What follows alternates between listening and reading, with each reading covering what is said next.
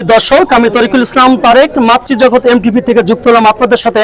আমি একটু আপনাদের দেখানোর চেষ্টা করব যে আমি চক্রবর্তী যে জ্যোতি সিএনজি পাম্পটি রয়েছেন সেই পাম্পটি একটু দেখানোর চেষ্টা করব। আর একটু দেখানোর চেষ্টা করব আপনাদের যে এখানে হাজার দর্শক এখানে দেখতে পাচ্ছেন আপনারা, তারা সকল ধরে এখানে অপেক্ষা করছে একটু তেলের জন্য।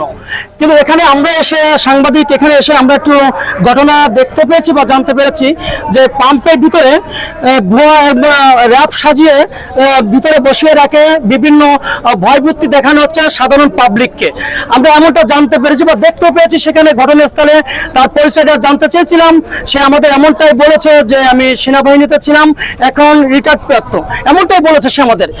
পরবর্তীতে তাকে প্রশ্ন করলে সে আমাদের এমনটা বলেছে যে আমি র্যাবে ছিলাম, র্যাবের কার্ডও তার কাছে পেয়েছি।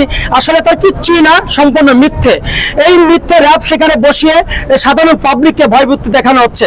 আপনারা একটু দেখানোর চেষ্টা করবো যে সাধারণ পাবলিক এখানে দেখতে পাচ্ছেন সকাল 6টা থেকে এই পাম্পে বসেছিল একটু তেলের আশায়, আর সেই তেল চলে যাচ্ছে ড্রামে করে বিভিন্ন স্থানে পার করে দিচ্ছে, এমনটা আমরা জানতে পেরেছি। সাধারণ জনগণ আমাদের এমনটাই বলেছে।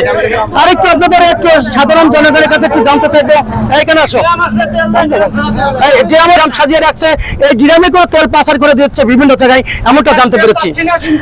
আরেকটু আপনাদের জানার চেষ্টা করি, সেই যে ভুয়া র্যাবকে ধরা হয়েছে, সেই র্যাব এখানে ঘটনাস্থলে তাকে আটকে রাখা হয়েছে। আইন শৃঙ্খলা বাহিনীকে আমরা ফোন দিয়েছি কাশিমপুর থানায়, তিনি বলেছে পোস্ট পাঠাবে, এমনটা আমাদের জানিয়েছেন। চক্রবর্তী থেকে তরিকুল ইসলাম তারেক।